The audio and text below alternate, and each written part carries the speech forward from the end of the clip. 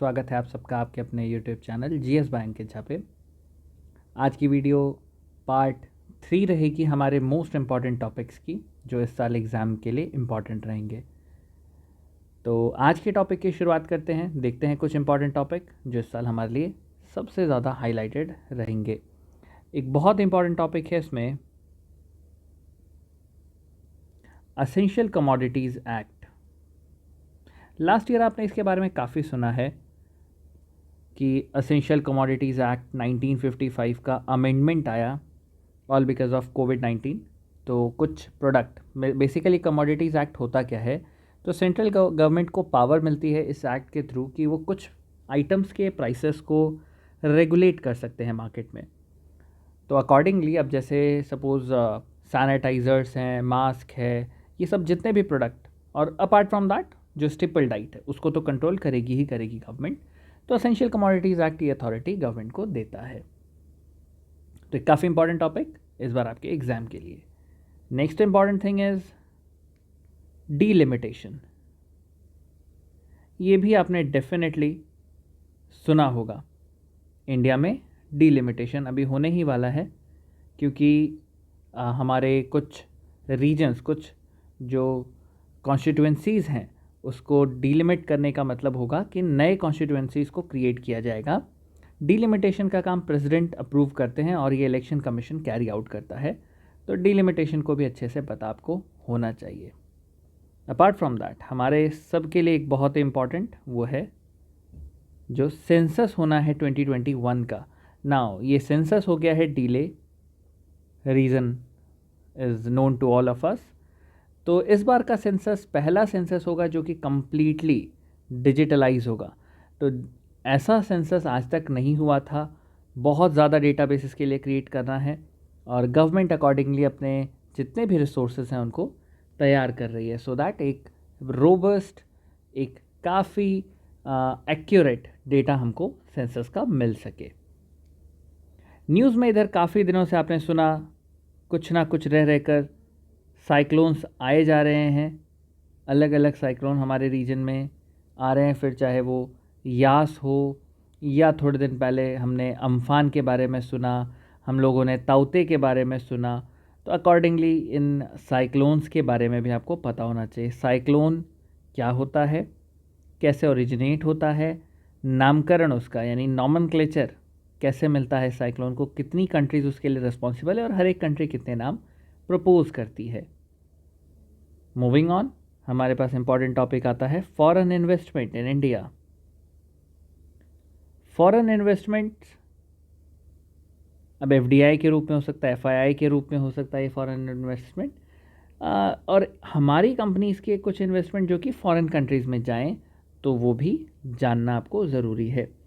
So recently आपने सुना regarding Tesla. Tesla has come up in Bangalore with an office, and sooner or later they are going to have their own R&D.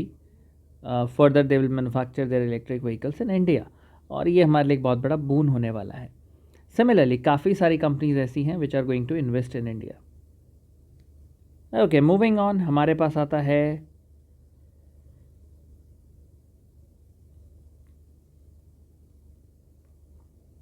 Share market और share market की regulations के बारे में, यानी सेबी के बारे में थोड़ा बहुत जानना आपको है।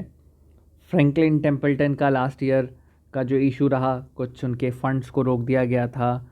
अपार्ट फ्रॉम दैट कुछ शेयर्स के अप एंड डाउन के बारे में आप डेली सुनते ही रहते हैं, तो थोड़ा बहुत आइडिया आपको होना चाहिए। नेक्स्ट हमारे पास आता है क्रिप्टो करेंसी, और साथ में इंडिया का स्टैंड क्या है क्रिप्टो करेंसी को लेकर, ये भी जानना ज़रूरी है। मूविंग ऑन, हमारे पास आरबीआई की मॉनेटरी पॉलिसी जाननी ज़रूरी है। What is all about the monetary policy of RBI. Recently इसमें चेंजेस किए गए, तो सीआरआर यानी कैश रिजर्व रेशियो, या फॉर दैट मैटर हम लोग repo rate, reverse repo rate, इन सब के बारे में बात करते हैं, तो ये मॉनेटरी पॉलिसीज़ का पार्ट रहेगा। एक हिस्टोरिकल इम्पॉर्टेंट टॉपिक भी हमारे पास है, that is about Dholavira's excavation. Dholavira में एक्सकवेशन जारी है। तो कहने को तो धोलावीरा हमारा एक इंडस वैली सिविलाइजेशन का साइट रहा है। एट द सेम टाइम इसमें काफ़ी सारी चीज़ें अभी और पता चल रही है, काफ़ी डर्थ ऑफ एक्सकवेशन जो है वो चल रहा है। तो will get to know about Dholavira, ये भी इम्पॉर्टेंट रहेगा। One nation one tax, GST, what GST is all about, क्या स्लैब्स हैं ये सारी चीज़ें, अमेंडमेंट कौन सा था GST के लिए, व्हाट इज़ GST काउंसिल, और साथ में कुछ इसके साथ जो भी आप रिसेंटली इश्यूज सुनते हैं, तो ये भी इम्पॉर्टेंट पार्ट है हमारे पास। Moving on, disinvestment of companies या प्राइवेटाइजेशन, एयर इंडिया का हम सुन रहे हैं अभी डिसइन्वेस्ट होने की बात। साथ ही साथ कई सारे ऑर्गेनाइजेशंस ऐसे हैं, कई सारे PSUs के यूनिट्स ऐसी रहेंगी जो रिसेंट में अभी प्राइवेटाइज होने वाली हैं। तो उसके बारे में भी टिडबिट्स आपको पता होने चाहिए।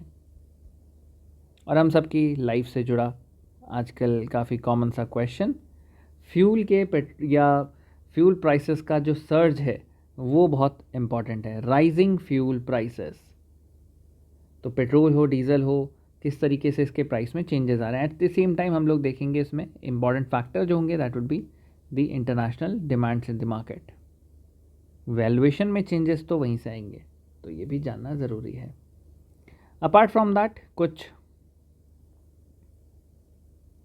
ऑटोनॉमस बॉडीज़, कुछ कॉन्स्टिट्यूशनल या स्टैट्यूटरी,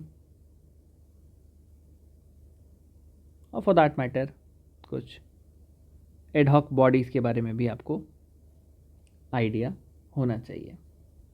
तो CIC, CVC और कॉन्स्टिट्यूशनल में हम कहें UPSC, CAG, ये सारी बॉडीज़ इम्पॉर्टेंट रहती हैं।